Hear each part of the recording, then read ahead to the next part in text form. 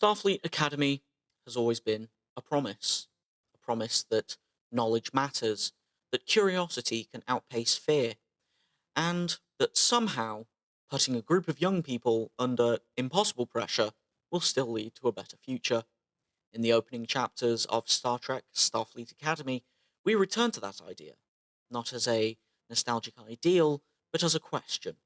What does Starfleet teach now in a galaxy that's been broken and rebuilt? What does it expect from the next generation? And what does that generation expect in return? These first episodes gesture towards big ideas: trust, responsibility, belonging, and the uncomfortable space between rules and instinct. They introduce new voices, familiar values, and an academy that feels both hopeful and uncertain in equal measure. Today on Treknicity, we're keeping things semi spoiler free up until we get into the actual episode. You've been warned. As we talk first impressions, themes, and tone, and what this return to Starfleet's classrooms might say about the future of Trek itself. This is Treknicity.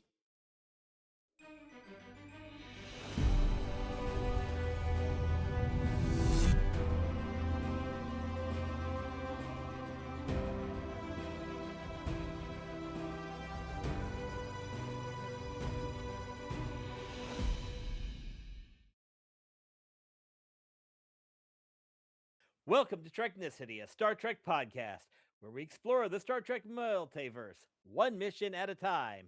Somebody should have put a comma in there. I don't know why. I'm Patrick Murray, your guide on this joyful journey through the final frontier. And joining me for another episode, beaming it all the way from the latest stint on Starbase 80, unsurprisingly, there's the felony adjacent Cat Drake. And joining us from his quarters, another outbreak of something that got erased is our newest red shirt, James Mottershead. I can't pronunciate. I suck today. Yeah.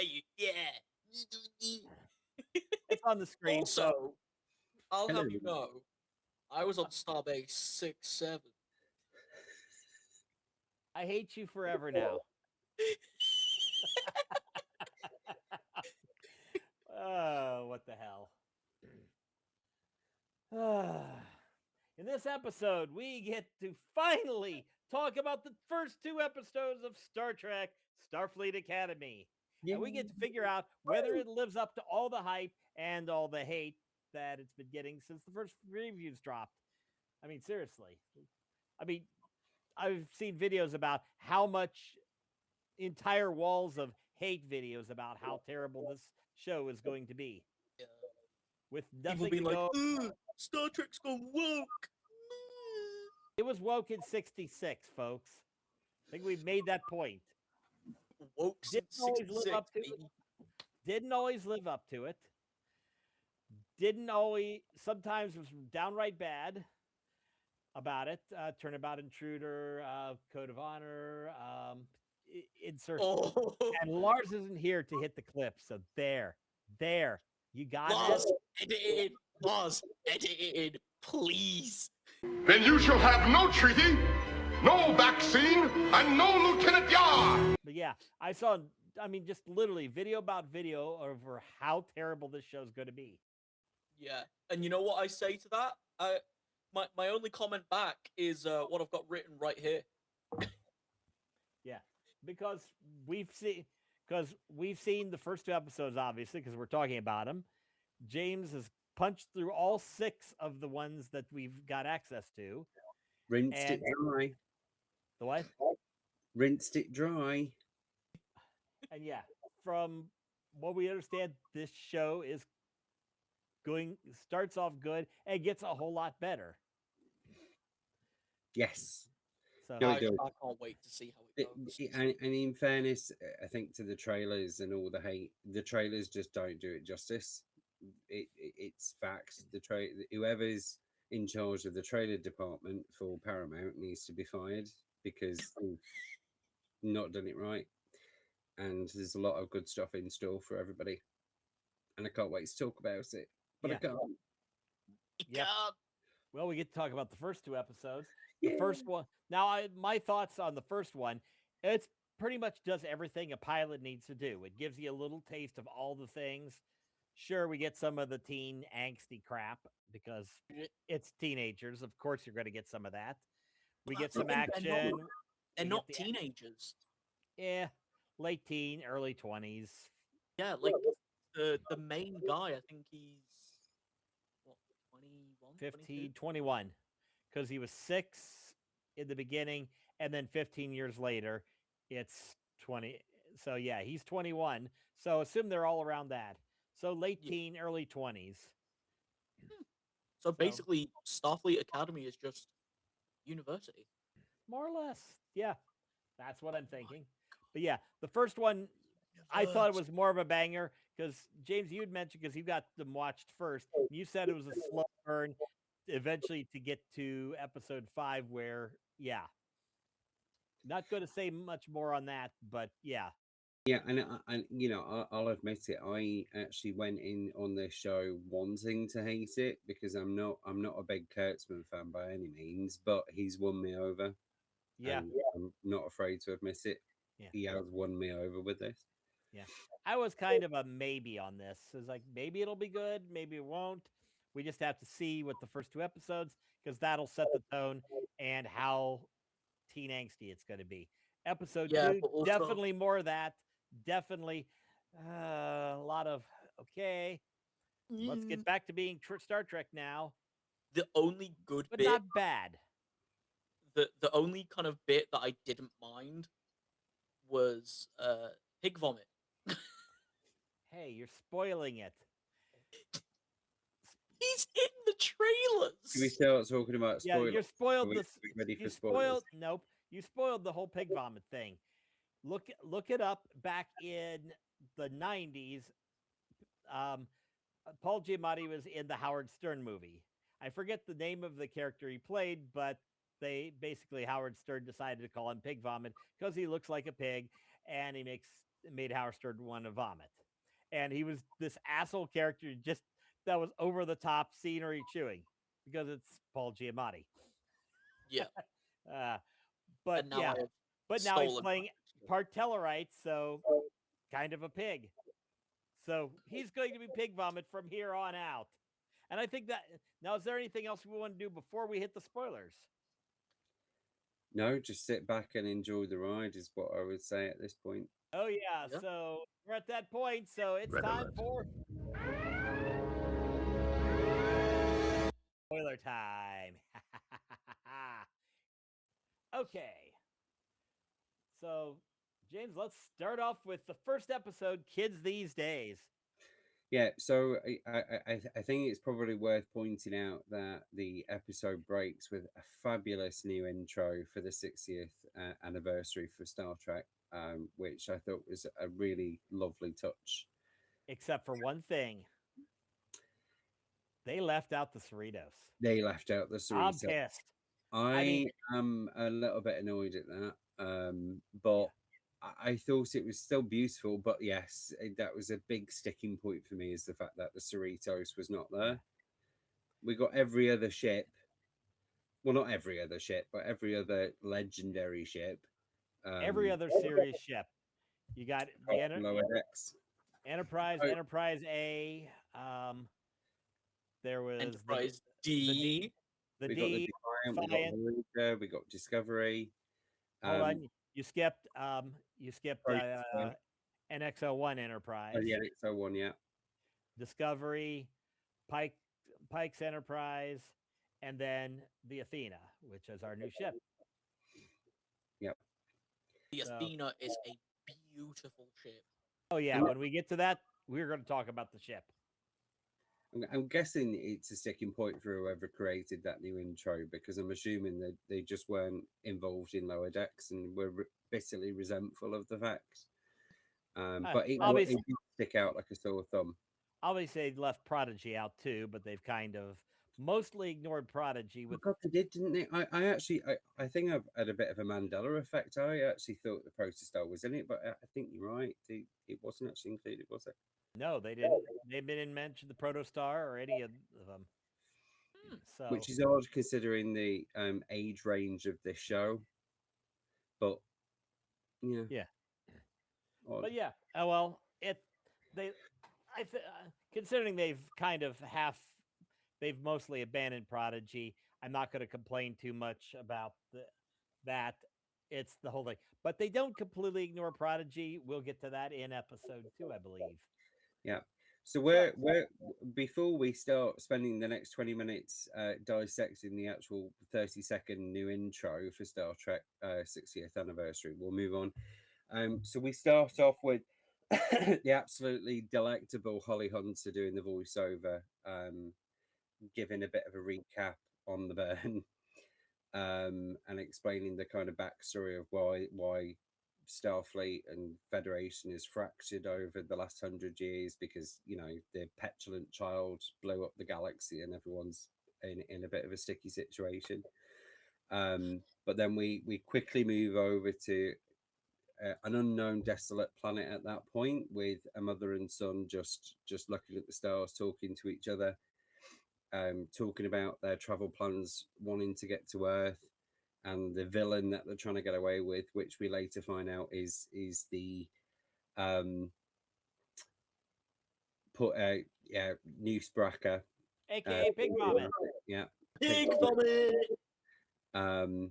And then we cut straight from that with two Starfleet officers then putting the mother in chains, and suddenly it's WCF. What the hell is going on?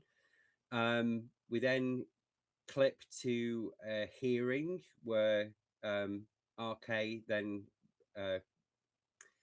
kicks off and starts charging Bracker and the mother with felony theft. Yeah. It was felony larceny and death of a Starfleet officer, I think it was. With Pig Vomit chewing the scenery, spitting literally. It's awesome.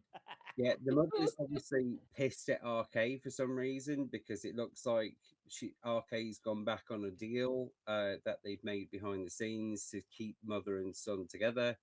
But no, she's gone full on social care. The son's getting taken away from her. She's going to prison. End of story. Yep. Thank you. Good day. But then the son gets his own back on her and steals a comm badge and buggers off, essentially. Into a sandstorm or something, no less. Yeah, steals a comm badge, escapes out the window while she's going to get that creepy looking robot Red bear. alert. Oh no, my bad. My bad. Okay. I thought we were red alerting at the creepy looking robot bear. Yeah. And the So we robot want to- bear, red alert. Yeah, the robot bear, red alert. Okay.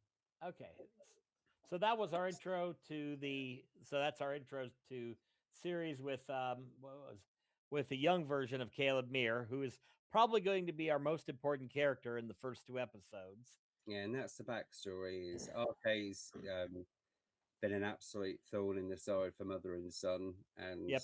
we've already got the villain lined up, which is Bracker. We then cut forward 15 years, and then RK's on Bejor, which I thought was later.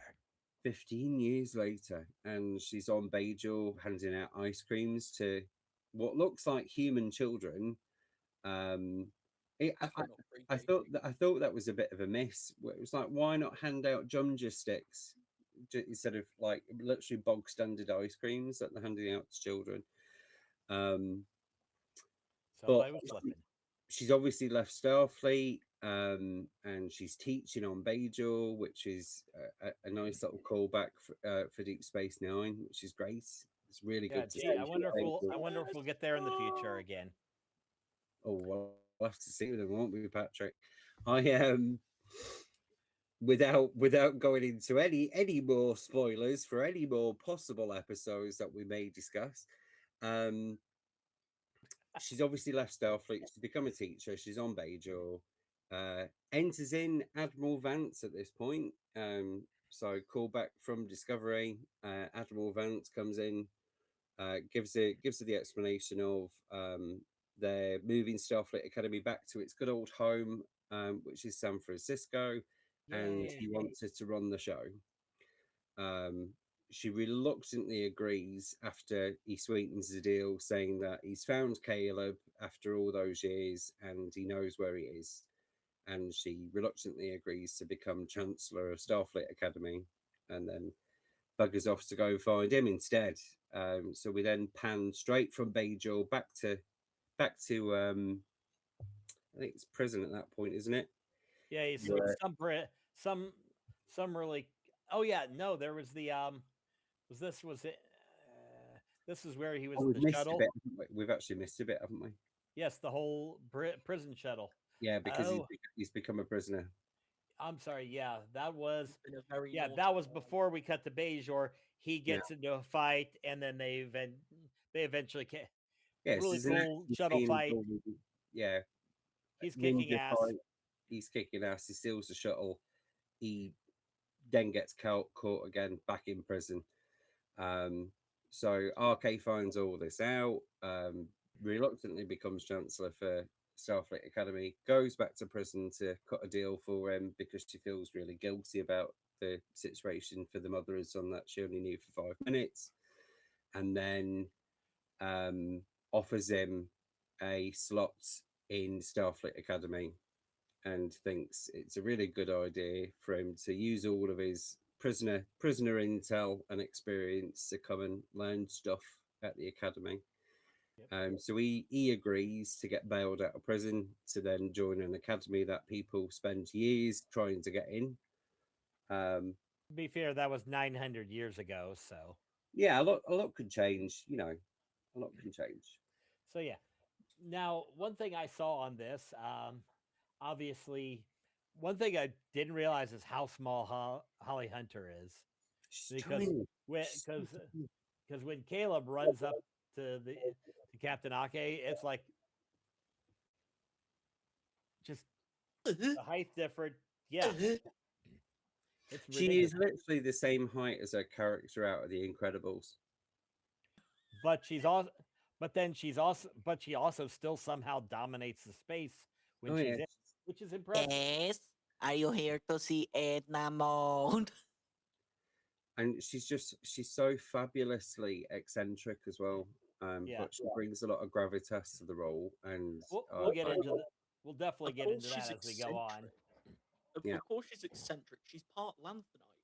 hmm Yep. Yeah. comes with the territory, right?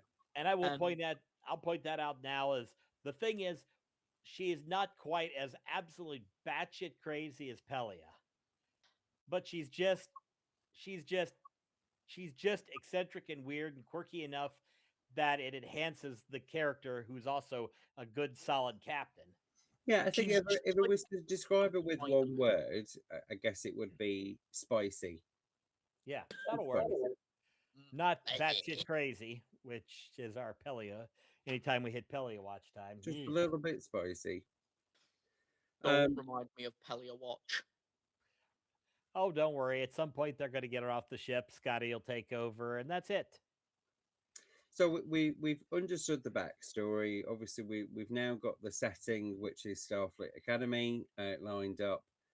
Enters in Caleb and RK getting to the ship. Now the ship is a thing of beauty. Looks like a comm badge Basically, with wings.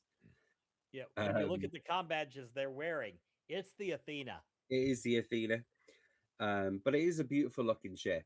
It's It's- it's it's quirky, but I think it matches the person who's then going to be running the show, which is RK. But also, Um, it very much fits into like the 31st century aesthetic that they have with the ships, because as we know from Discovery, the ships, like the warp nacelles and everything else, is not directly attached. Like they've got it floaty attached. And we'll see That's all that. pardon. And we'll see all that pretty shortly But when they launch the ship. we're missing the biggest shock now, which is the question that Caleb asks RK on the shuttle, which is that thing is taking us to the school, and RK then responds by saying, "No, that is the school." So the ship is literally part of the academy. It is the academy.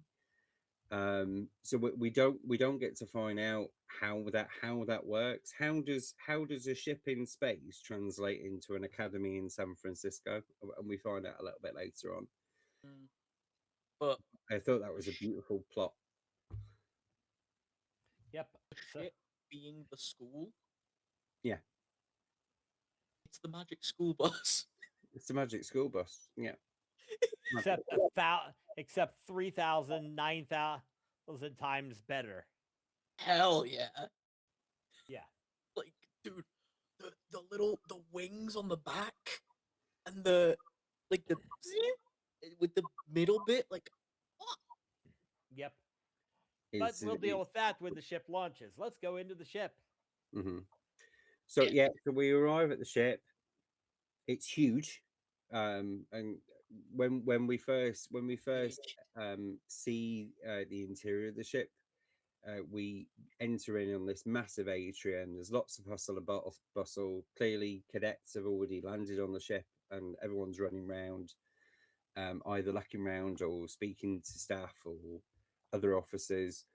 Then we get introduced to the absolute drill sergeant of the show, which is Lyra Thok, the Jemadar Klingon hybrid, who is badass and takes zero shit from anybody.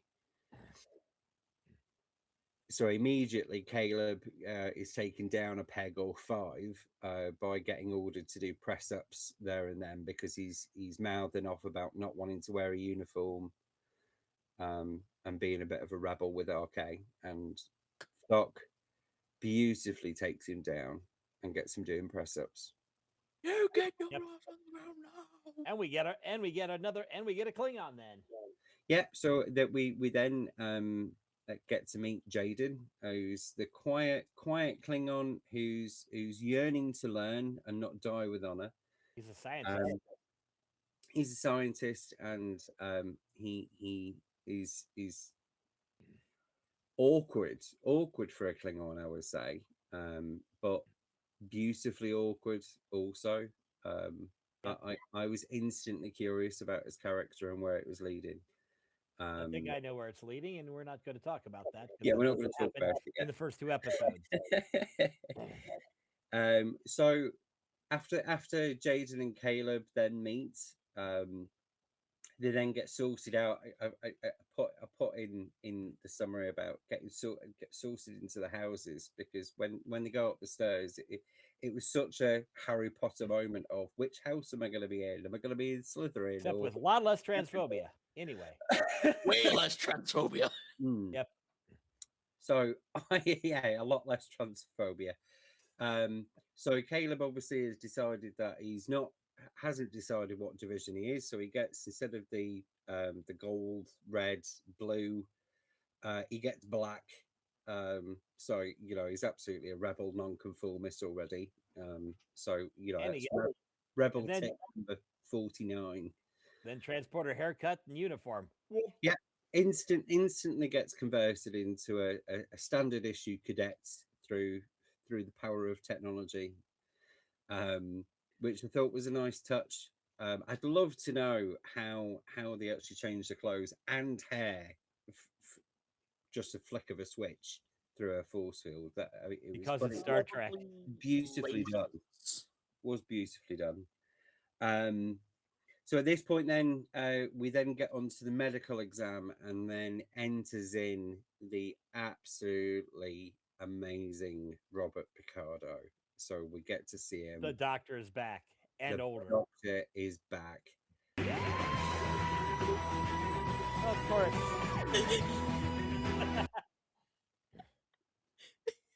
I had to. I had to. Of course you did. You It's always great. have to. You never don't. Hey, look, ideas come into my head. I do it. I think he asked for a tricorder and then a medical tricorder. Yeah, you've ruined that moment for me, because I thought that was a great callback where he goes tricorder, medical tricorder, It was glorious. and instantly his I love gruff the show from that. lousy bedside manner is back with a vengeance of telling the cadets don't be a baby and just injecting them, move on, next patient. It was brilliant introduction of the Doctor back again. And I thought it was beautifully done. The way he was introduced that way. So then we get back to Arcane. She's now on the bridge. They're doing introductions. So we do rounds of introductions of all the bridge crew. I'm not going to name them all because I can't remember them all off by heart. We do find out Well, Thok is the is actually the first officer of the ship.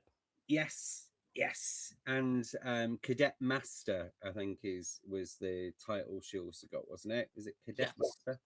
Yeah, she's a cadet master. Yeah, so she's absolutely badass. But yeah, she's the number one and the absolute drill sergeant of the academy and the ship. I wouldn't want to fuck with her. I don't know about any of the cadets, but I wouldn't want to meet her in a dark alley. No, we're not going there. Anyway,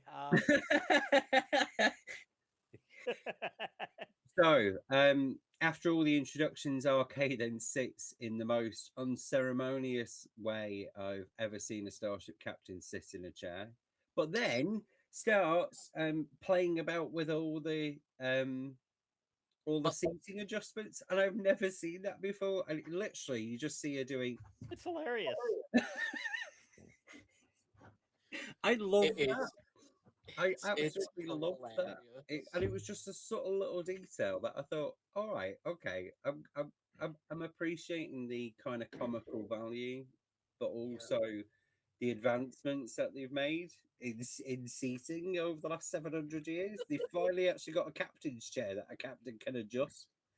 Yeah, but also I love the fact that like she sits in it like she's curled up, ready to read a book.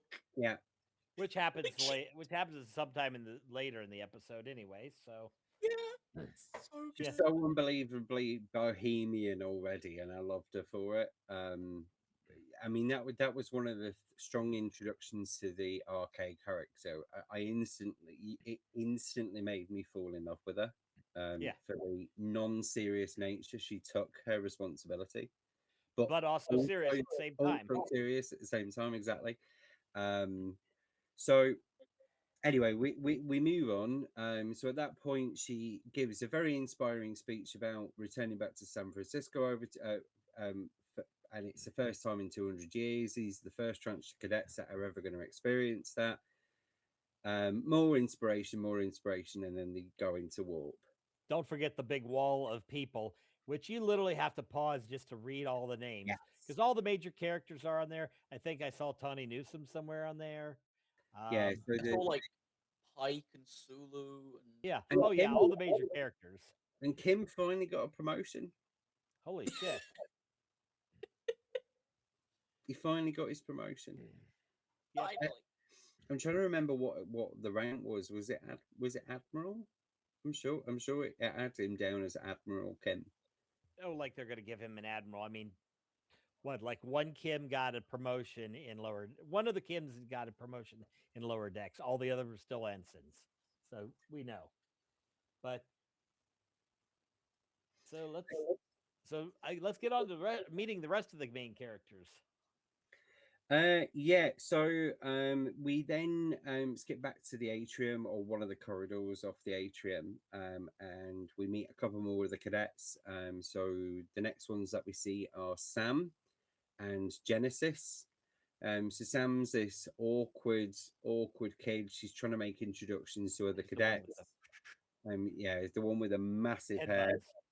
Like space buns, hell yeah. And she's clearly very socially awkward. But then Genesis comes over and introduces herself to her. And You know the scene, the handshake. Enough said. Yeah, the handshake. Jaden then bumps into them and drops what looks like a really antique looking set of binoculars and apologizes. Then enters in what is now being dubbed as the school bully, which is Durem.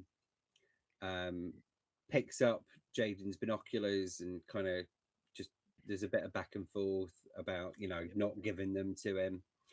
Then enters in rebel hunk Caleb again and saves the day and stands up to Drem and gets the binoculars off him and gives them back to Jaden. Jaden looks like he's instantly fallen in love with Caleb, and that's starting. A bond is clearly started with Caleb and Jaden at this point. We got a fight. We didn't get a fight because the Doctor then comes in and interrupts them. Yep. Talk about like it is what certain happened. levels of a hormone. Yeah, and not only that, then decides to diffuse the situation by plugging his opera club. Which reminds us that it's time to do electives, isn't it? Yeah. So the one thing we've not really touched on is the never-ending Tannoy voiceovers that are just genius.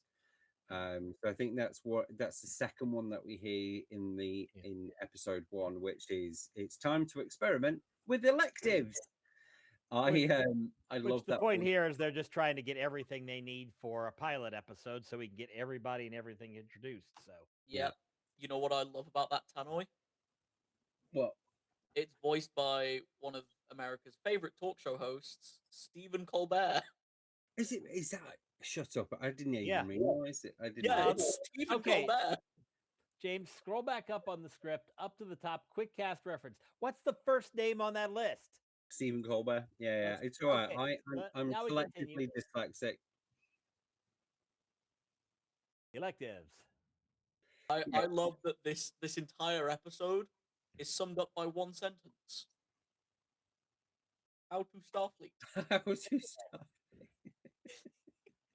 So, atrium. Yeah, so Doctor's in the atrium plugging the opera club. Sam approaches him, and we find out then that she's a hologram. Photonic, to be more exact. A photonic. Yeah. Or if you're nasty. But yeah. If you're like racist in the Star Trek universe. Yeah, so she's a photonic, and the Doctor doesn't. He looks like he takes instant allergic reaction to that news from her. But she clearly admires the Doctor. She's clearly his number one fan and wants him to be his mentor. But he gets really awkward about it. Plugs the opera club yet again for about the third or fourth time during the episode, but walks away awkward, which I thought was in an interesting take. So what has happened to the Doctor over the last few hundred years in order for him to kind of have that knee-jerk reaction against fellow photonics? But it's the Doctor. He's good at this. He's racist.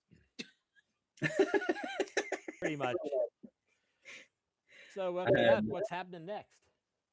So we then enter in our handsome hunk that is Caleb, back in an empty classroom, looking shifty, looking like he's up to no good, wanting to he's hacking the shit. He's hacking the ship. Now obviously he's hacking the ship with an objective, which is to access the comm system.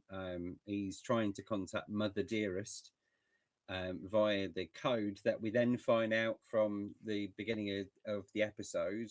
It turns out to be an encryption key for a subspace channel. So he uses that. He finds out that Mummy Dearest hasn't contacted him, ever, and left him no messages, and he looks really sad about it. But then gets called out by Genesis. So Genesis walks into the room, finds him up to no good. She gets a bit of the backstory about why he's got a chip on his shoulder. She blackmails him with all kinds of weird and wonderful crap, like, It's hilarious. I want to see that. I want to see the episode where he has to do all this. Yeah, like chewing her food and feeding it like a little baby bird, I think. Ew. Kind of ruins the flavor a little bit, but oh well. Yeah, exactly. It just adds Caleb's spit flavor to it. But I think in reality, she was just pulling his leg, and she shows him an act of kindness, and leaves him after that. But I think we start seeing this kind of supportive but kind of feisty Genesis character coming out at this point. She's going to be fun. Let's She put is it going to that be fun, and she gets more fun as time goes on. But she's nice, and I like her. Is the gist of where Yep. we're at so far in the episode. That's Speaking like of trying to fun orcs attack. describe why Wait, you like wrong someone thing. in high school. So we get back to The the bridge. bridge, and lo and behold, there's a disturbance in the force. Sorry, wrong show. Or the Badlands. One of the two. There's a disturbance in the Badlands, and the bridge instructor, who is all about finding those learning moments, thinks it would be a really great idea to take a load of untrained cadets to go and investigate this disturbance in the Badlands. Yeah, they got some red on their clothes. Let's send them. Yeah, and bizarrely, everybody agrees that this is a really good idea and it's not going to end in tears. So they arrive at the disturbance and they pick up tachyons. Uh-oh. Luckily, this was we saw this in the preview that they dropped, so it's Yeah. this scene. We did. So then we get these wacky red bulbs that appear out of the gas and start attacking the ship with programmable matter, which beautiful graphics, I must say, in terms of that programmable matter just smashing against the ship and then just spreading out like an absolute tumor that it is over the ship. But it wreaks havoc. Bulkheads are exploding. There's all kinds of chaos inside the ship going on. Cadets are then evacuated up the stairs, which I thought was an interesting twist. It was like, Okay. Enough Shit. education. Get out of here. yeah, just go up those stairs and you'll be safe. It's fine. But then you get the doctor again with his brilliant one-liners. Breathing is your friend. As they're all panicking running up the stairs. Breathing is your friend. But I kind of giggled at that. I thought Yeah, it was funny. It's always funny because It's a bit light-hearted considering there's absolute turmoil going on. And he's just like breathing. So then we cut back to outside the ship, and an alien ship has now suddenly appeared and attaches tethers to the Athena. This can't be good. Must More be big bulkheads vomit. exploding. Everything's buggered. RK tries to send a distress call and can't.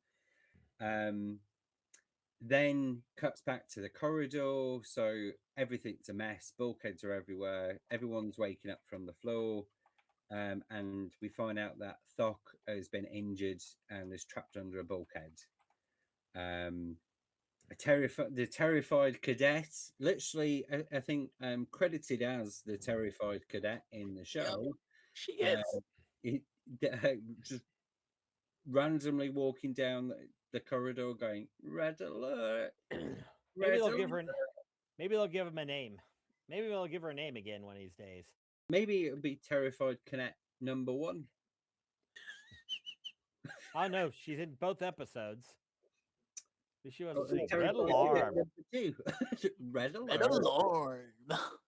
Red alarm. Red alarm.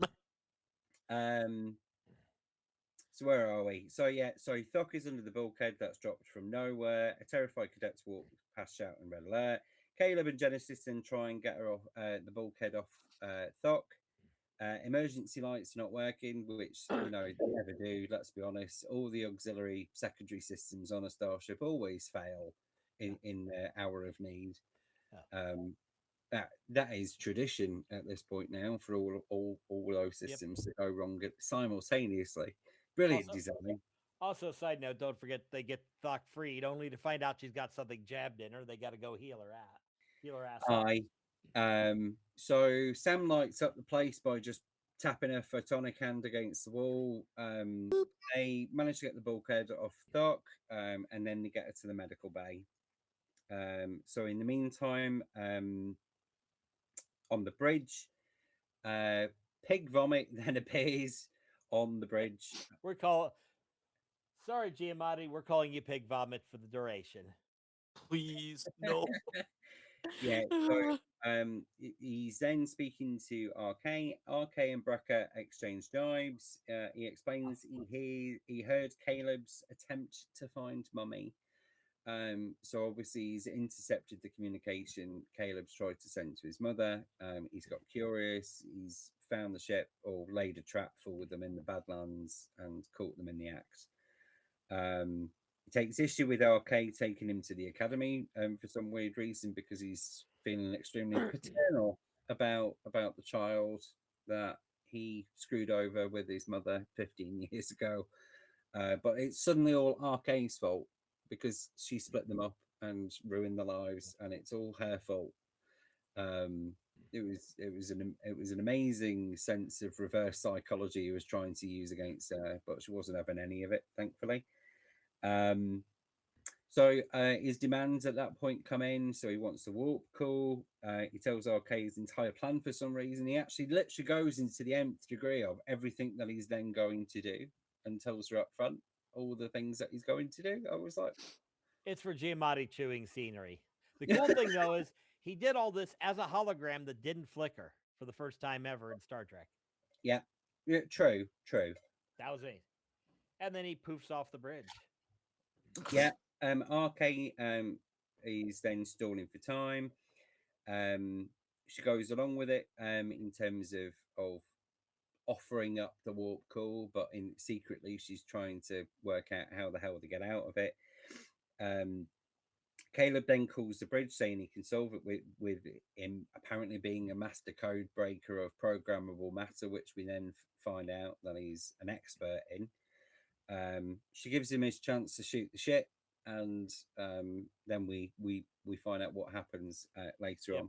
Yeah, interesting side note. I am hoping they don't do the same. We don't do the same thing as Discovery, and he becomes Caleb Mears, savior of the galaxy for every season. I hope I don't think that would be the case. Yeah. I just don't like pig vomit. Oh, what's wrong with maybe he's a scenery chewing psychopath. And yeah, He's bald. That's why I don't like him. He's bald. What's wrong with bald men? Their heads are too shiny. I mean, bearing in mind, one of my absolute role models in life in Star Trek is bald. Okay, Jean-Luc Picard doesn't count. He's fine. Okay, Hey, you can't. it's Picard. Yeah. You Yeah, can't, it's Picard. you He's can't bald make is a awesome. generalized statement like that Oh, Way James too just and then frozen. give Picard a free pass. Yep. James, you wallied out for a little bit there. We Oh, lost sorry, you. did I? Okay, so let's get back into this. Looks like we get to do surgery on Thok. Yeah, it's let's have a teachable moment by conducting surgery on a Klingon Jemadar hybrid that has got a piece of bulkhead stuck in her side, and let's let all the cadets do it. Where's all the medical staff? Oh wait, they're all photonics, which are apparently offline at this point now. Yeah, they're basically playing Operation on their. Yeah, so I the where am I? So the back is sick bay. Back sick bay. Yeah, so they yank out the shard out of Thok. She gives Jaden inspiring Klingon words. Back to Caleb now. Doesn't she pass out after it's yanked out because that's way too much blood loss and pain? Yes. Anyway. I think that's in the wrong section. Back to sick bay. The yank out Yeah. the shard out of. Well, let's They're just not go even on in with the it. sick- Yeah, they're not even in the sick bay. Oh no, they did actually yank it out of her at that point because it carries on later on. Sorry, I'm getting a little bit mixed up. Yeah. So it moves back to Caleb anyway. School time. Well, let's solve the math problem that is the algorithms of programmable matter between Caleb, Sam, and Genesis. Darren offers to do then a naked EV walk to go and scan this programmable matter and get the secret hidden code. Because they're kids and they can't access things by themselves anytime they need to. Yeah. Pretty much. Because Durem is Kyonian, he can survive outer space for a total of 8 minutes, which I was Because he's Kyonian bitch. years because he's Kyonian, bitch. He's I am Kyonian, quite curious bitch. about how do they know it's exactly 8 minutes? Have they been He said have they been just pushing Kyonians out of the airlock? What do you mean? no. He Well, said if they're all like that him, yeah. No, he said that he'd been experimenting on his homeworld. He did. And Either- also, we did get the iconic nickname for him of Fish Boy. so he goes out to free. He goes out to freeze on the outer hall. Yeah. So Durem is now at the exit door with Genesis, who insists she turn around whilst he blows himself up. That was an interesting choice. So he instantly goes from this dashing young human to Sexy This- alien. Fish Boy. yeah, to sexy blue fish boy. So he then goes outside, and the minute he goes outside, he's already struggling with the walk over the saucer. Genesis gives him a pep talk as he's slowly dying of well, space. Genesis tries to get the tractor beam working. She needs a command code, obvious, because she's a cadet. She hasn't got any authority on the ship. So the ship's like, no, I can't do anything for you because you're a cadet that has literally just joined the ship today. So we can't give you tractor beam access. She then calls for the doctor and states she's got a medical emergency. The doctor's like, why have you called me? I can't solve this. But then obviously tells him about Durem, and then goes, well, why didn't you tell me that earlier? And then instantly gives her the authority to do everything that she needs. Realizes she can't do it at the actual console, and then a run ensues apparently across to right to the other end of the ship. It's a bit of a nail biter because it's like, will she make it? Will she won't? Before Durem dies of space. Spoiler. Quick spoiler. He does. He survives. He's gonna die of death. So let's pick this up real quick here. Let's deal with Thok and her situation real quick. Yeah. So after obviously they've took out the bulkhead of the side of it, she's then obviously got a wound which needs to be healed up. So she's then giving Jaden the pep talk. He's got some device which he's then lasering aside, and repeatedly keeps saying, do not kill your instructor on day one. Do not kill your instructor on day one. He lasers her, she loses consciousness, and then miraculously She dies. She dies, but then It gets better. gets better again. But then that was a brilliant scene from is she dead? Is she not? And then suddenly she leans back up, and what was it she said? Dying really gets the blood pumping, eh? And literally Hulk smashes Jaden. Right. Nothing like Hulk smashing Jaden out of the frame. That's true. But also, when she was bleeding,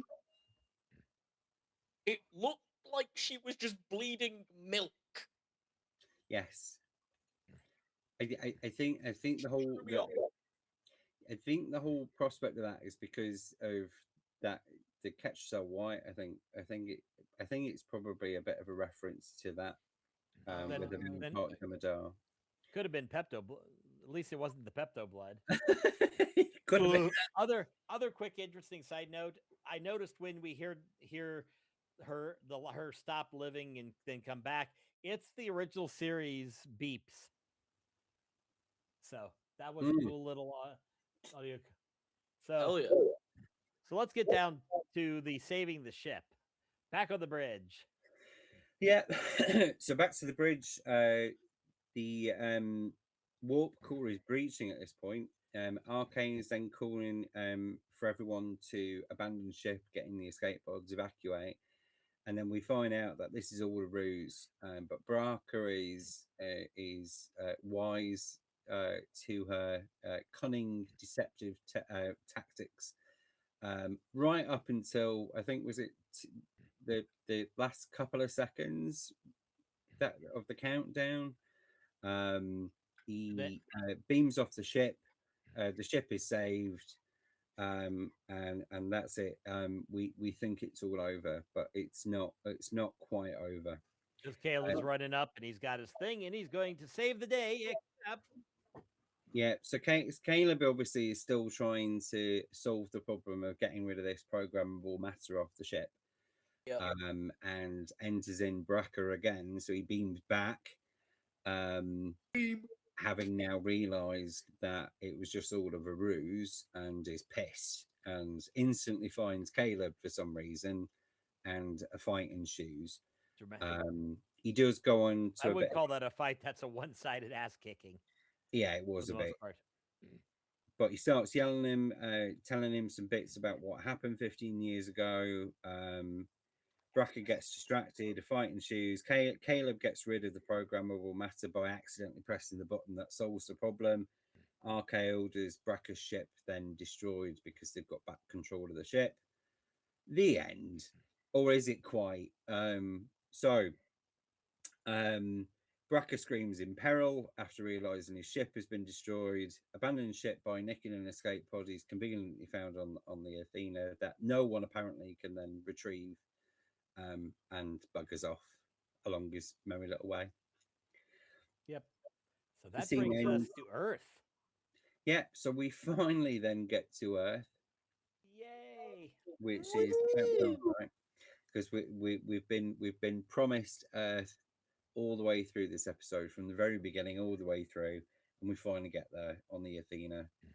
To the scene where they're landing out on San Francisco to the lovely song that is San Francisco. "If You're Going to San Francisco." I loved that. Oh yeah, Absolutely it's. freaking loved that. I'm going to say I think that dragged on a little too long, but the visuals are so good. The It was, Golden Gate is still there for some damned reason. yeah, But it was really good. And I loved the song choices they were landed in. You're right. I think you probably could have halved that, and it still would have been a good scene. But I think it was beautifully done the way they just glided in to the academy grounds, and then we find that the ship is then modular with the rest of the academy, and it just slots right into the middle. and And the Like we- it, song oh, finally ends. or does it? The song ends, but the episode doesn't. We're going to the end of the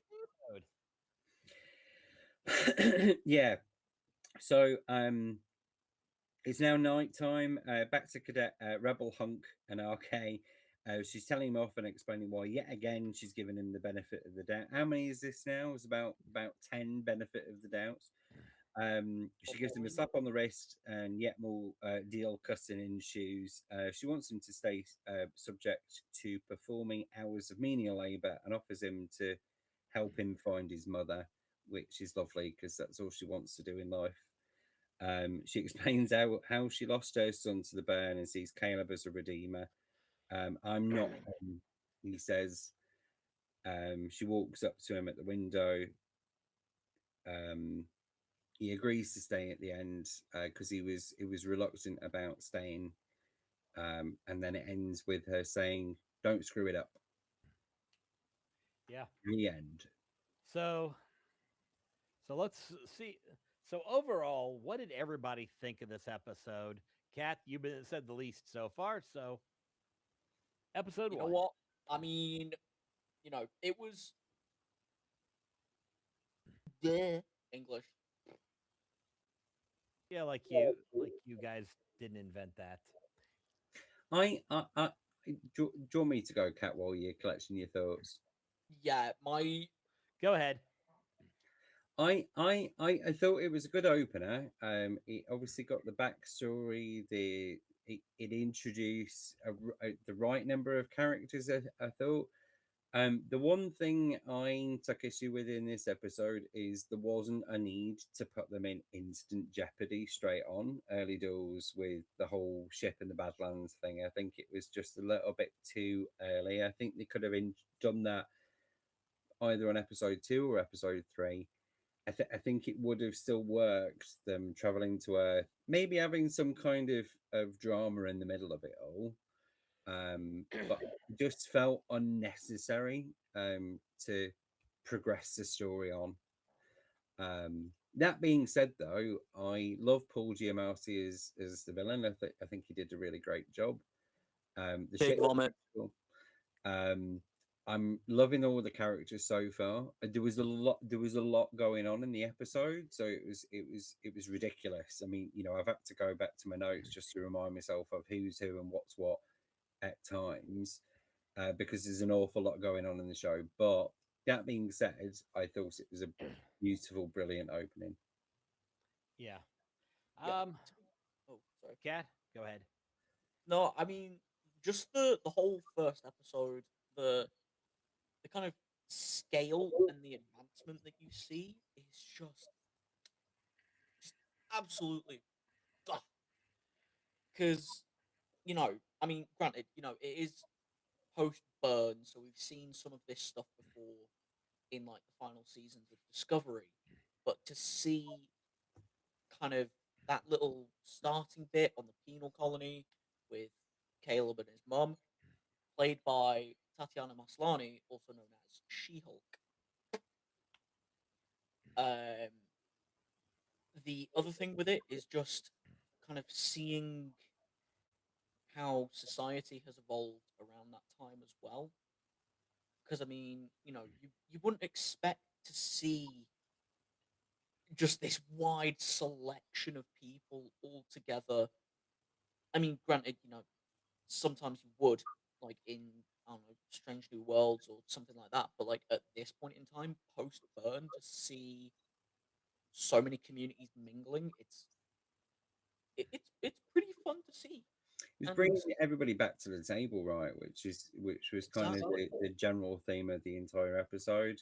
What and I found just out the at the references as well.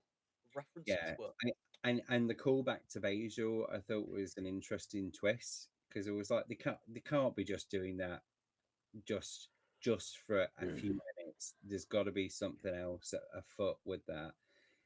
Because obviously she spent a lot of time on Bajor, and then mm, there was a few references made to it, which I thought was quite intriguing. I was like, "Where's this going? Are we actually going to finally get some more story You about know the answer to that, don't you?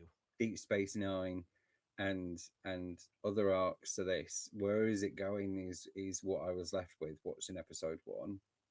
So it'll be interesting to see how this leads on into some of the future episodes. I can't say anything more than that. Yeah, I know I'm tormenting you because I think because I have an idea where it goes, and I'm tormenting you because again.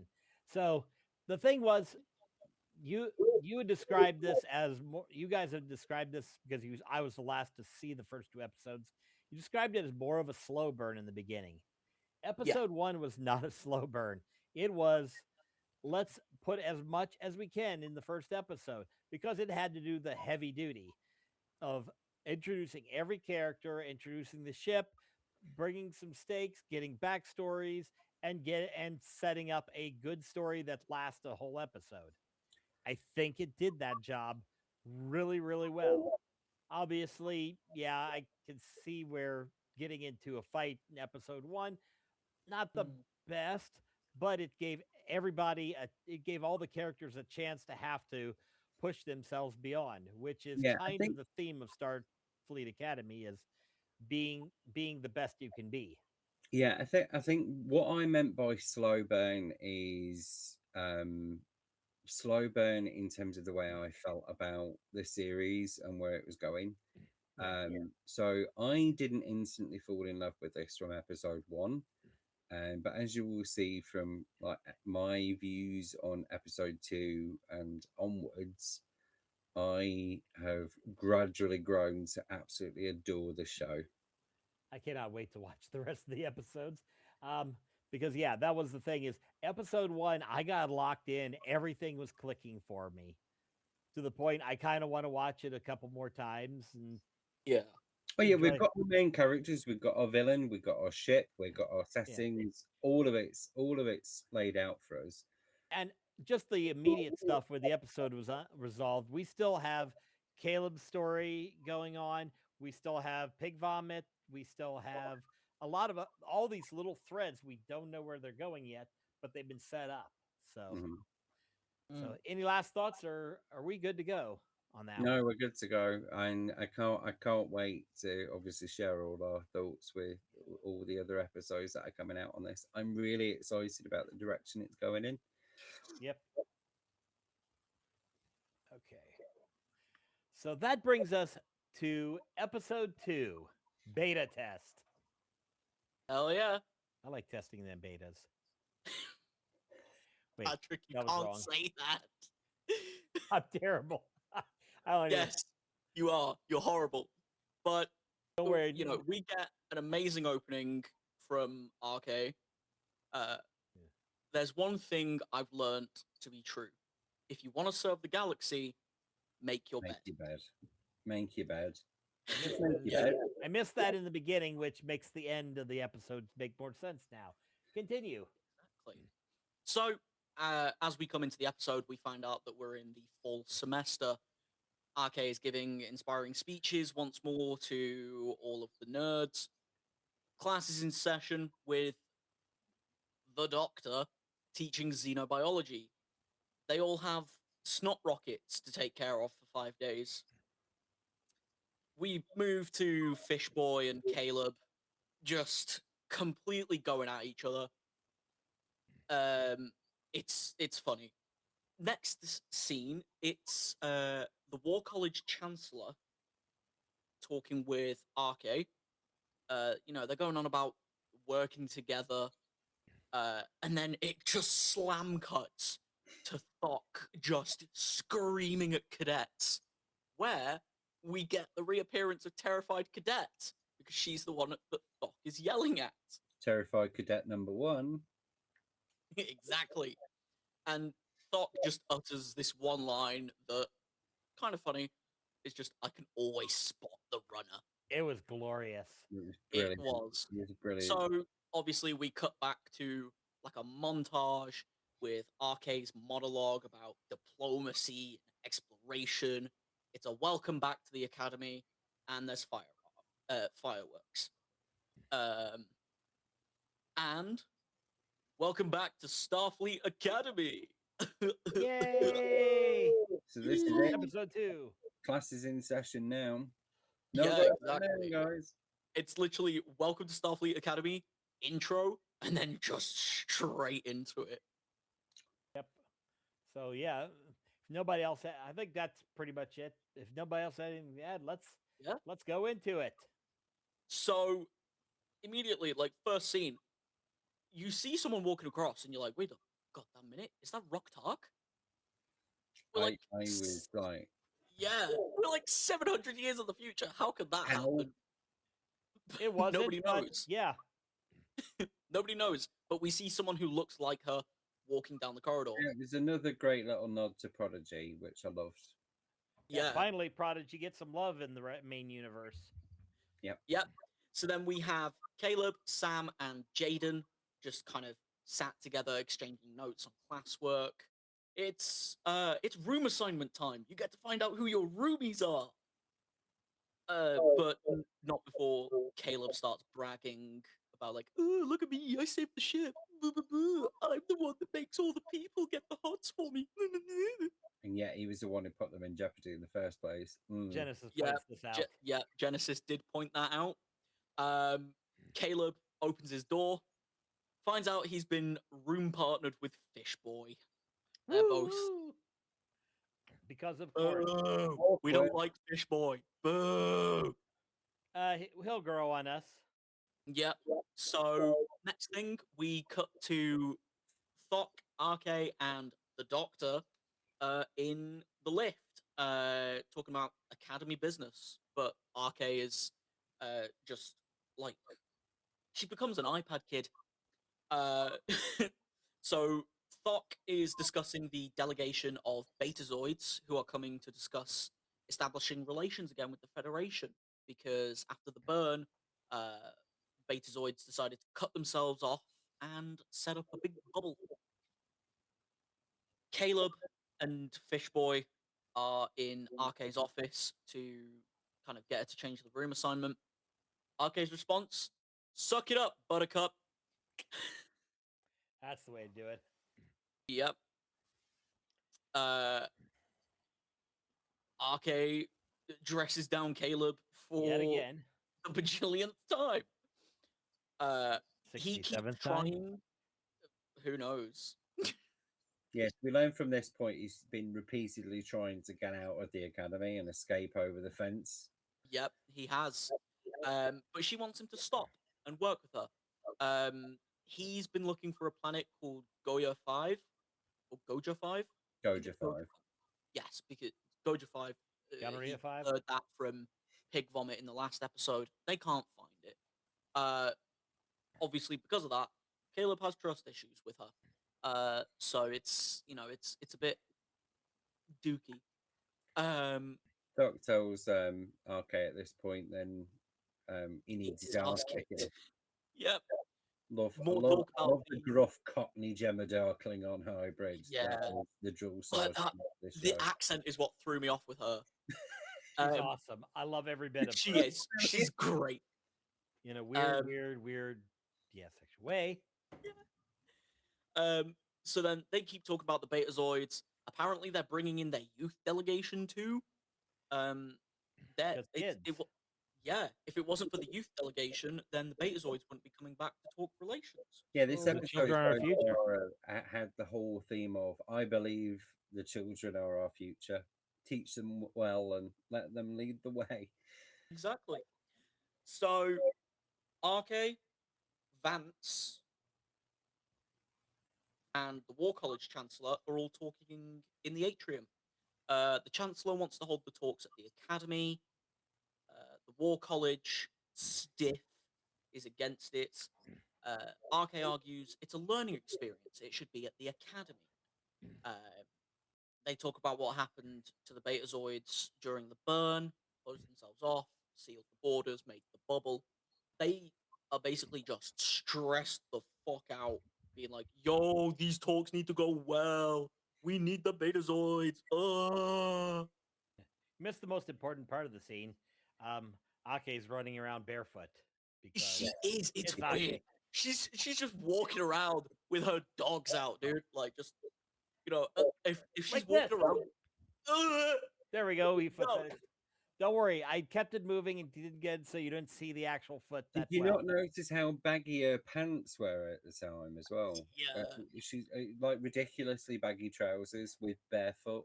I just thought She's so gonna trip far, herself up. I've fallen in love with RK at this point because of just Yes. how balmy, eccentric, but slightly genius she is.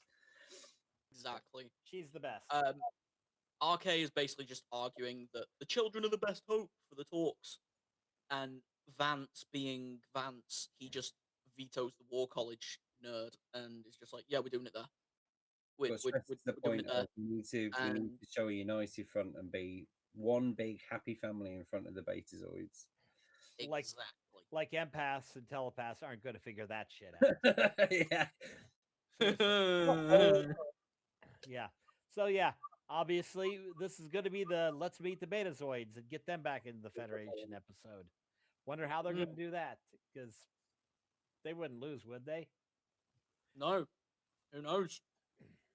However, Anything's possible in here because now to one of the awesomest characters in the series.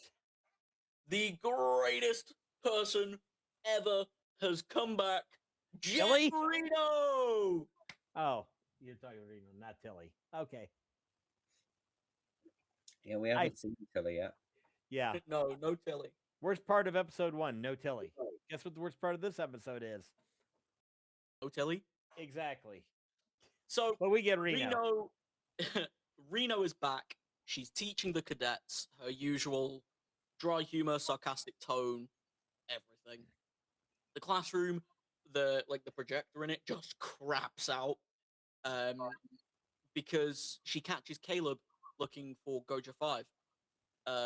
Caleb tells Caleb gets like really too big for his boots. Tells Reno she can't teach him anything he doesn't already know. Where did he learn all this? Oh, and she Where did absolutely he calls learn all him this out on real bullshit shit? at this point. So then Reno challenges him to teach the class. She asks him a series of questions.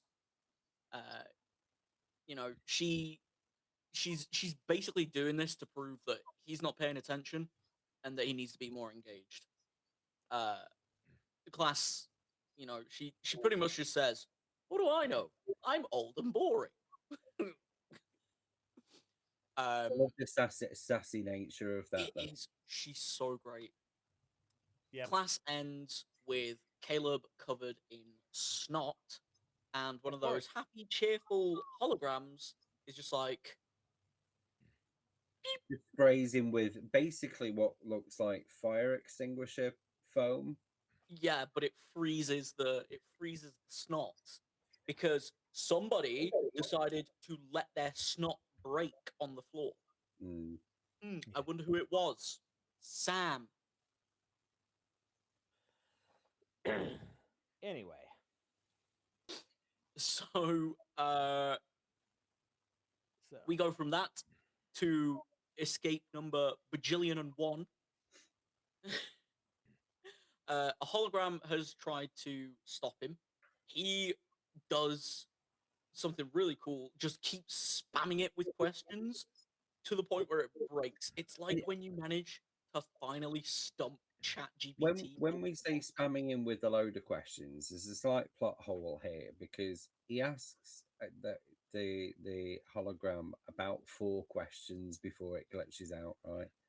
4. But it's the parameters of the very complex questions. I grant you that. But I was a bit like, would a hologram really glitch out just because of that, or is it just to satisfy the plot that's about to ensue? That was it. It was just a sticking point. I'm not.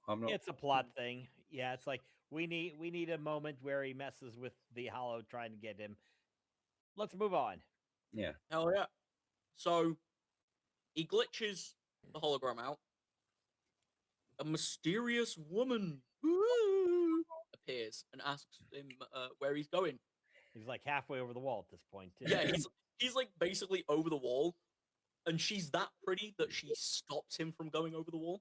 The question I just want to ask us all in the room is: at which point did we catch on to the fact that she was a betazoid? Because I pretty much caught that very early doors. Pretty much instantly. Just in the mannerisms, her face, her facial expressions, her eyes, and just the way, even the way she dressed, which didn't quite make sense to me in my head, but a whole demeanor screamed out betazoid, which I guess really works. Also, I had a it was few ideas. Go ahead. Well, she picked up on a few things from Caleb that, like emotion-wise, that Yeah. As soon as she started mentioning the emotions, this one doesn't fit emotions. Oh, Betazoid, yay. Yeah, I grant you that, because that obviously instantly answered the question. I was just curious as to when you guys cottoned on. Was it before? Because for me, it was pretty much the minute I saw her.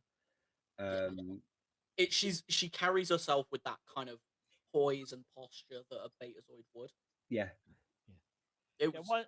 Once she started talking to him a little bit and got the tenor of the conversation, I didn't immediately jump on it, but I knew something was off about her. It's like, what's going to be off about her? Oh, that. Exactly. So she's very impressed by his abilities to break clankers. She starts Delving up there, he gets freaked out. She says, "Oh, you're conflicted." Yes. Oh, Um, shocker. What, is she a yeah. counselor as well? Well, he goes full lost puppy dog on her, and quite literally just jumps off the fence, starts following her, trying to talk to her. Well, she is Um, a cute girl, so gotta have that exactly. heteronormative thing. Yep. Yeah, I mean, there Um, was instant chemistry there, right? it was, but he was also curious about the fact that she had a device on her neck. Yeah, it was really weird. So that little silver dot with a little Yeah. blue light on it. It was I was genuinely intrigued. It was like, what the hell have they done to? I mean, the first I'll Yeah. admit this now that we're talking about the episode. I instantly got a Tam Elbrun vibe to that situation because I was like, why on earth would a Betazoid need a device on their neck? Is it suppressing stuff? Oh, right, okay. I kind of ruined that for me before we even got to the point of any explanation of that, which I've just ruined for everybody watching this now. So I'm apologizing, but I'm just saying that's what I got from it in Yeah. terms of Yep. Luckily, this doesn't go on too long because the security shows up. Security just gets him. So he gets forced to go into this conference room, not conference room, like big area, basically. Everyone stood there, and in come the Betazoid delegation, um, looking all cool, looking all fancy. a lot of pomp and circumstance, all matching outfits, color coordinated. Was it Exactly. white in front? Was it purple behind? I'm trying to. Yes. So the purple with the security guard they had. Mhm. And who do we see running up to catch up? The pretty lady. Ooh!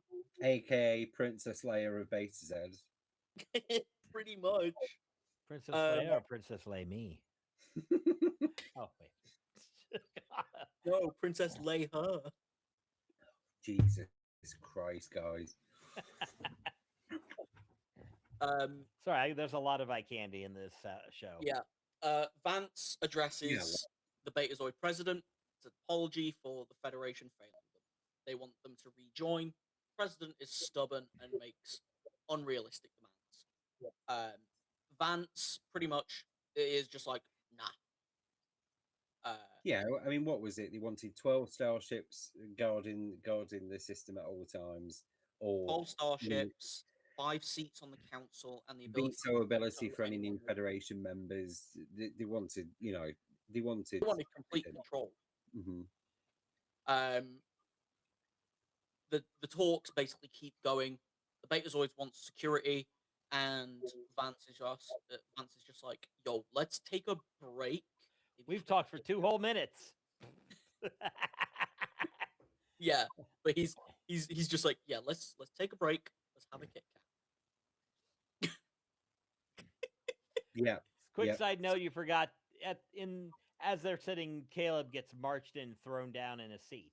Which He didn't does. make any sense. It was like you've got a really critical negotiation going on in the middle You're of bringing a guy and you're in a marching snot in a troublesome cadet covered in shit in front of the delegation. It was like, if I was that security guard, I'd be like, yeah, I'll just wait for a keep him guy, in the security office. not just march them in front of. Yeah. Honestly, that was a little bit ridiculous for me, but Yeah. I looked past it in the end. I think it was Yeah. just so that Ake could look at him like, "What the?" And What he could then googly eye the hot girl. And it Yeah, was also needed to progress on the plot, which we find out. Yeah. yeah. So during the recess, the Betazoids are all talking in sign language very quickly. It's like an episode of Naruto. Just uh, kids want to explore. Like that's purely like they are begging their dad for it. Especially the girl. He wants- Caleb gives them a tour. Oh yeah. He now has leverage. He wants. Oh wait. Yeah, so the girl wants Caleb Yeah. to give him the tool, but And then RK Caleb now goes Caleb "Cap says your to hand." RK, Yeah, can you please if go you and want do it? if And you want me he's to do this, take away some of my hours and give me this ugly ass chair. yeah. In the end, he got or what he got was poison fruit or very spicy fruit. Spicy fruit, yeah. Spicy fruit from RK, and not. I mean, RK's got some great negotiating skills because I think he walked out accepting the fact that he's going to take her on a tour, and he got fuck all. Yeah. I think he was more interested in making googly eyes at the girl. Mm-hmm. But, that whole conversation was just, give me the chair. No. Okay, screw you. I'm gonna eat this apple. Why is this apple spicy? Don't know. Don't care. Go give the talk. He's like, Well, she didn't care okay. because she's like, yeah, I burned my taste buds out. It's like this is how I eat Yeah. some now.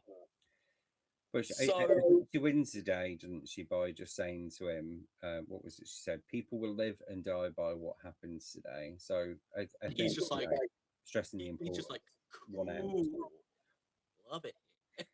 Yeah, I loved that sarcastic. Oh no, because not only that, he dismisses himself out of the room because he's the little rebel chip on his shoulder cadet Ass hat. that Yeah. she feels sorry for. And he dismisses himself, and then Yeah. that's what he says at the end. I love it here. Yeah. Um, So next up, we have just He's a the tour. bunch. They are at the James Tiberius Kirk Pavilion. Woo! I love that. With the Academy Tannoy guy. Thankfully, no Shatner picks. Yay. Yeah, no Shatner picks. But yeah, Stephen Colbert strikes again. Caleb is now with the Betazoid girl, Oi, Terima oi, oi, Segal. oi. They're having a tour.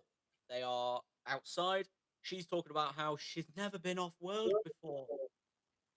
Rapunzel much? Asks him about why he left. He basically deflects and tries to get a bit more flirty with her. He gets serious, right? Talks about the planet he's looking for. They have somehow managed to go from the pavilion to the stellar cartography lab. But he tries looking for Goja 5. He's disappointed. She kind of, I guess, reads his mind and is like, yo, this is important. Maybe I should do woohoo boop.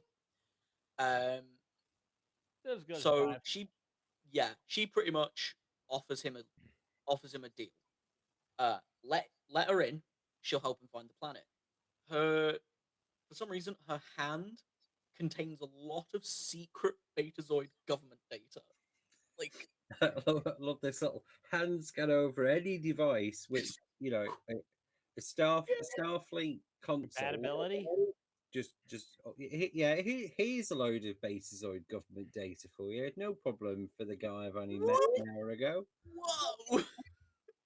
And it turns out they do find the planet. Mm-hmm. She basically says to him, like, yo, are there any hidden secrets about this place or the academy? I want to know the truth. Because of this, they're late back to the talks. So, back at the talks, we have the president talking about raids. Vance tries to convince them that they need the Federation to assist in their defense and take a chance on the kids they've just met. And then after that, it's no more talks for some reason. Because he believes children are our future, teach them well, let them lead the way again. Exactly. However, because of the talks ending for the day, flirting between Caleb and Terima. He wants her to see a thing. It's big, it's warm, it's slimy. Big and wet. Nope, it's not what you're thinking, Patrick. It's the whales. Woo! We have a Trek We 4 have callback. one of the greatest callbacks in Star Trek history. The It is. fucking whales. It is Finally the get back to greatest. whale territory. So she is amazed by them. She thinks they're the most majestic creatures on the planet, which, minus, like, Genesis, she's correct. Uh, I can see that. yep. She somehow manages to use her powers to determine that the female whale is pregnant. She can apparently speak whale. Like, okay, Doctor Doolittle. Spock did it. Yeah, more Oh, flirting, more flirting. She's grateful to hear. She's grateful to Caleb for showing her his big surprise. They go in for a kiss. They get interrupted Daddy by the cockblock. president. Yeah, they get cock blocked by the president, the admiral, and RK. RK is fuming. Like, he's defo in trouble after that.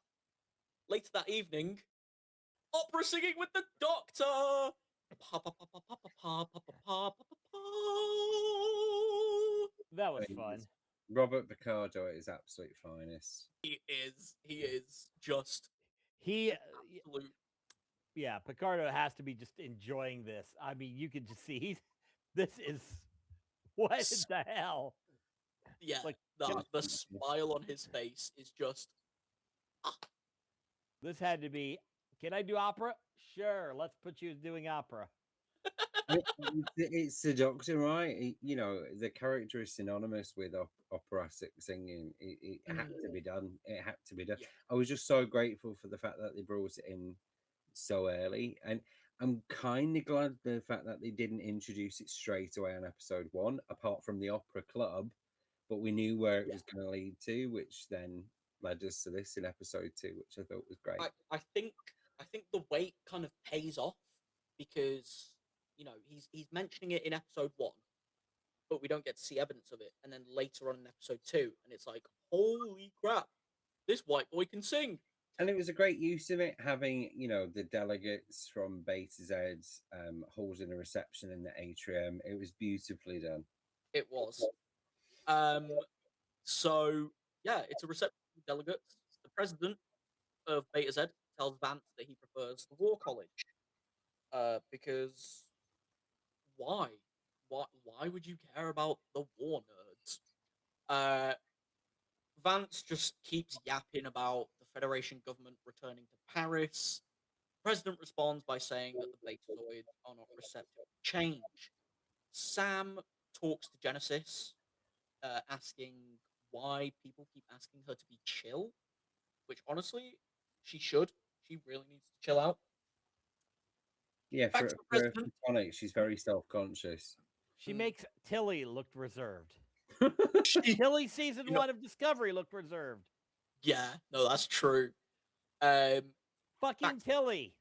Yeah, the president. F-bomb dropping fucking Tilly. We've still not seen yet, by the way. I mean, we know she features in the series, but we Maybe don't. she's yet near know. the end. So yeah, the Caleb sneaks off with Terima again. Everyone is just judging. Her brother quickly like pulls her in for a little, just a one-liner of "Officer Chaos Boy." You just mad you can't get any action, boy. That was a really weird line and a weird vibe, because it was almost like a bit of a kind of weird wink at his sister, saying that. It was odd, I thought, but It was just insanely odd. Mm. But they meet outside in the courtyard. Caleb is jabbing at War College. He apologizes for getting Terima in trouble. He asks about the device on her neck. She explains it's like a power inhibitor. my thought at this point was vindicated by being right on the money. Yeah. She feels things more than other Betazoids. She could hurt people. Caleb doubles down with the flirting because that's a great idea when you've heard, oh, she feels things a lot more than others. Are you trying to Well, overload the inhibitor? Yeah, he no, literally doubled he's down. thinking about her feeling things. Yeah, Yeah. exactly. She deflects and challenges him about being closed off, more flirting. He goes into a soppy explanation about his mum. He wants to find her. She gets pissed at him and feels used. Uh, uh, but I'm not uttering those words. He gets defensive. She tries to apologize. He just blows her off, and like she just walks Yeah, off. it all turns really bitter and sour instantly because It she just does. feels like she's been used because he's got an agenda that he didn't make clear about in the earlier scene. It's the forced teen angst scene. We had to have him break up a little bit for him to kind of come back to understanding, and then the Yeah. end. But oh well. It was very High School Musical esque. Yeah. Yeah. Um, I think so it had to be done, to be fair, but it did. we had to sit through it. So we go back to the party, to the opera. The Doctor and his partner are still going. Honestly, impressive stamina, you two. The President is asking why Earth left the Federation. He challenges RK about allowing the criminal hot. He's not a criminal hottie. He's a hottie. He is a He's criminal. Except that he's a hottie. Criminal, and he is a hot. He's a criminal, yes. Hottie, no. Yeah, he's asking about why they let him If in. Genesis is a hottie, he's a hottie. Thank you very much. Overruled. Hotties all around. Right. Sustained. Hotties on hotties on hotties. Right. There's Okay, I'm still visualizing that. mistrust going about, right? President challenges RK's reasoning. She explains that Caleb's abilities and intelligence justify her decision. He's exceptional in her mind. She deflects chosen with one? Yeah, she really goes to bat with the president. Abate said about the criminal kid that she's got a big affection. yeah. She deflects with, "You're allowing your walls to define you now." Yeah, and he takes great issue at that, right? He does, because he gets that pissed off at her, that he says, "Nah, negotiations over. Yeah, You don't well, have the facilities for that, big man." well done, okay. Well done. Yeah, great job, you barefooted, hammer pants wearing lanthanite. I mean, the whole setting behind the president, right? Because Vance kind of said it earlier on in the episode, which was he expected the president to have a particular position and was looking for excuses to just get out of it. He was clearly talked into doing it in the first place by his kids. They wanted to do this whole school tour and get off world for a few days, and they'd done that now. So he was just looking for an out. He was just he was fully thinking about doing an Irish goodbye, but then decided, nah, you know what? I'm gonna do an Italian goodbye. Mm. So the next day, Caleb is just lying topless on the bed because he's for hottie. some reason. That Whatever. that was one of my more favorite scenes. Shocker. Surrounded by perverts. I'd make his bed. Oh, where do we get a Genesis focused episode?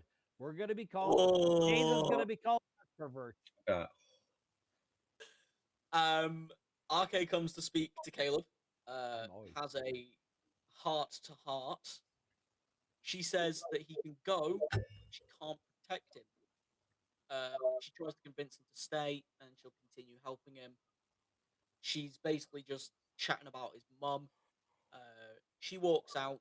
He calls out, "You know, in physics, there's always something you can build." And apparently, according to that, RK gets a light bulb moment. Well, she does. She does. She's obviously got something from that nobody else did. Watching that particular scene, it's like what would she have possibly thought about? There's still a bit of a disconnect once we actually understand what that light bulb moment actually is. Yeah. But we can talk about it when we get to it. Yeah. So next thing we see, Caleb is just pegging it through the school, looking for the Betazoids. He finds them. Pegging? Right. Pegging it is a British term for when I someone. know. Just I figured that out. for I got the American gist, but I brothers, had to do it. not that version of pegging. I just had to go there. Not Anyway, your continue. favorite Running. version, Patrick. Running. So he is just pegging it through the school, finds the Betazoids. He speaks to Tarima and apologizes. She, he tells her why he doesn't like the Federation. He goes, he gives the exposition again. Then he's like, "Yeah, I like you." She likes him. Because he's a hottie. It's More classic flirting. Romeo and Juliet before our eyes. It happened Romeo and Juliet minus the death. minus the death. Caleb asks Tarima if he can speak to her father, and give them one more chance. She talks about his big, beautiful whale again. She smiles with she his agrees big to talk with her father. wet surprises. And it turns out the talks are back on. So we then cut to RK talking with the president. They offer to build the new seat of the Federation government on Beta Z. Vance steps in and offers protection and security. And honestly, watching it, I kind of wanted to barf. It's the kids all start standing up one by one, very kind of I am Spartacus. It was such a sickly, cute moment. That It's that sickly that I wanted to vomit. But it was touching, I guess. yeah, it Because they're was. all It was standing up one by one and clapping. Um, the president takes off his little sign language translation device and speaks one single word, which honestly, that little bit there, it was actually really cool because, and like I know people themselves who are hard of hearing or deaf, they kind of become less confident in their voice, so then they rely on sign language and they don't really speak out loud unless they're with people that they like really value it, in that it, was, sense. it was very much put forward as a bit of a trust. Exactly. Like for him to take off his interpreter thing and be fully willing to speak out loud, The not knowing respect and what the trust had finally been established, hadn't it? exactly. And It's a like Starfleet thing. it is Coming together. It's beautiful. Again, this episode was rough, but we got our Star Trek moment where It did. we show growth. And this is one of the big themes of this episode is that Starfleet and the Federation have to change and grow because before the burn, the Federation was lacking, and then the burn happened and they failed. Yeah. They have to earn back trust. They can't just go back to the way it was before, put it back in Paris, do the same old thing, and hey, we're the Federation. We don't lie. Oh no, that's Wesley Crusher. Never mind. Except when he does, but Yeah. so yeah. So Go sorry. Yeah. Go ahead. Bring it home. We get to the final scene. RK has found that Caleb's mum was referenced in a manifest leaving Goja 5. He has hope. He is he's happy. He leaves. RK throws an apple at him. He's really happy. Yeah, he's An really actual happy apple. he's really happy about that spicy apple. I don't think I think it's spicy in another way. You know what I'm saying? I think they just gave him an apple to make him look like more of an asshole. But they leave it out Probably. of the next scene, so that's no fun. So then, he goes back to his quarters. Turns out, not only is he roommates with Fish Boy, he's now roommates with Tarima's creepy brother. Yeah, he's in the academy now. So he has joined the academy, whereas Tarima has decided to join the War College. Here's a bracelet. Yeah, she pretty much like all all she had to say to Caleb was just, "Yeah, here's a bracelet." Here's a bracelet. Use that when you're anyway. So then, there's a bunch of like jock talk between the Betazoid brother and Fish Boy, and somehow, uh, the episode ends with three men working together to try and make Caleb's bed because apparently this man is 21 years old and doesn't know how to make his bed. Well, to be fair, I don't think he had a bed to make before now. True. Yeah, I think I remember him saying it was in an earlier scene of that episode where he was saying that's the first bed he's ever actually slept in, wasn't it? Yeah, it was when RK came and found him, and he was just on his bed with the sheets not thingied. But no, I think A we've room filled with man stink. finished with the summary now, aren't we? I thought overall the episode was good. Obviously, it was slower paced to episode one, but I think after the amount of different angles episode one took, I think it reined itself right back in, and Yeah, I think deservedly gave itself a more balanced pace to go at. I thought the whole story arc around the Betazoids and the reasons why they left the Federation and sealed the borders was a beautiful story. it Yeah. was. And the way they've introduced themselves back into civilization again, it was a brilliantly done episode. A couple of little quirks and things I took issue with, but apart from that, I enjoyed it. Yeah, Yeah, I could kind of agree. Pretty much, yeah. All of the story of trying to get Beta Z back into the Federation, and the Federation having to learn that they have to earn the trust again, Mm. versus, hey, we're the Federation. You want to suck our asses? Okay. Nope. Yeah, they're not That's getting out the door after the pass. burn. No free Yeah. pass. Yeah. Don't let Unfortunately, the we door also hit have. the ass on the way out. Yep. Unfortunately, we also have to deal with all the teen angst stuff. A lot of that's. Well, look, I think it's It had nature. to be done. We're setting ourselves in an academy, in a school full Yeah. of hormonal, Ugh. active teenagers who are gonna pair off and flirt with anything with a pulse. Yeah.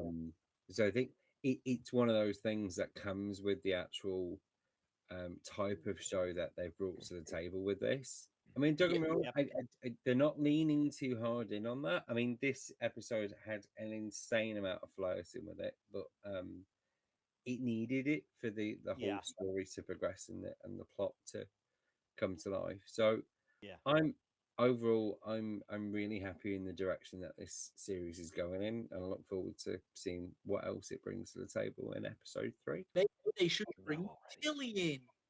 Yes, that would be great. Yeah, 'Cause the that was- question is going to that was be, when do we get to see Tilly? Will We it be need- episode 3? Yeah, we Who knows? need the next 8 episodes to all have Tilly in it. I already know the answer of how many episodes Tilly is in. And let me answer that another way about the amount of just demonstrate how many episodes Tilly is in. With only seeing 2, I know that's 2. Yeah, there might be 2 episodes. Yeah.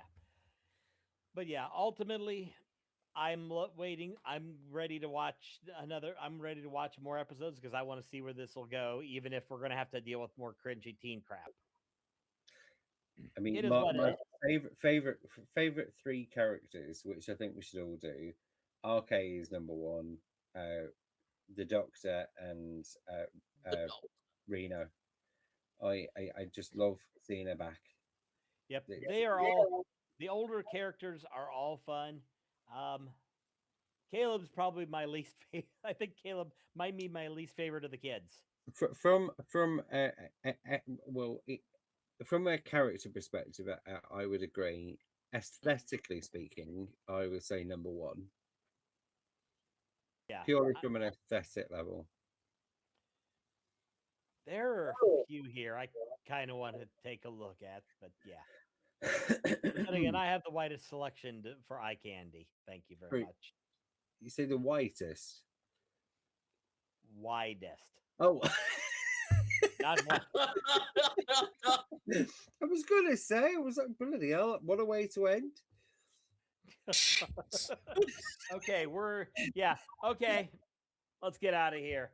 That's Yeah, our like- review of the first 2 episodes of Starfleet Academy. So did we get it right?